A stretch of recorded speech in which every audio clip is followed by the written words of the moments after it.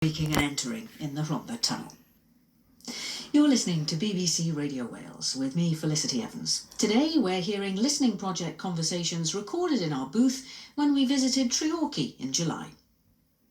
Next we hear from friends Tony and Lisa. They first met when Tony started going to Lisa's therapy group for depression and social anxiety, which she runs in Pentra in the Rhondda. Tony's doctor had suggested it because he was struggling with his mental health. 8 years ago, he returned to live in the Rhondda, where he was born and brought up, after his wife died from cancer. Tony became a stay-at-home dad, bringing up their 2 sons, who were then aged 9 and 18 months old. I still miss her every day. First thing I get up, last thing I go to bed. And every time I look at them, I see her. And some days that's good, some days it's not. Yeah. And that's just something I'm learning to live with, and I'm trying to do the best I can for them, like she would have wanted. But you know, I just wish she was still here so they could know for themselves, because we can never do justice. Yeah. But my plan and how I'm trying to do it is that they get to know as many people that knew her when she was alive, so they don't just get my side of the story, you know? Because it's not just my impressions of her and what I thought of her. I obviously thought the world of her, I married her, you know?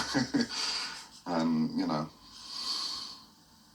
it's what other people, her friends, her family, her acquaintances, my friends, what they thought of her, what everyone thought of her. Because I think that's kind of important.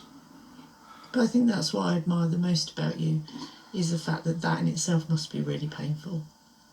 Because a lot of people at the point of losing somebody wouldn't go up opening all these memories of that person, because as much as that's bringing a different dynamic to your boys, it's reminding you of the stuff that you no longer have. Yeah, but on a good day it puts a smile on my face, and on a bad day, it can be a bit blunt and harsh, but the fact that they're actually learning from somebody else about her takes a lot of the edge off it. It's important that they know that.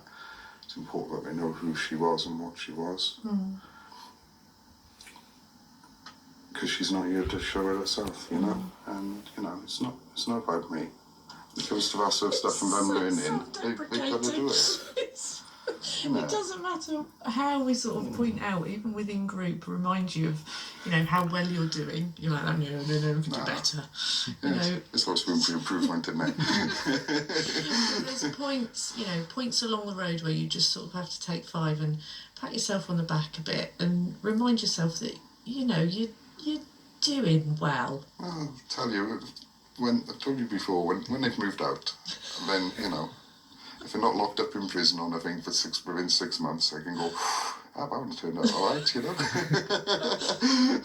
I genuinely remember on my daughter's 18th birthday, because my son was older, so at the point my daughter was 18, I just remember the most joyous feeling, thinking, that's it, I've done it, I've got her through to this point. Whatever mistake she makes now, that's hers. I'll be there to support her, but she's responsible from now on.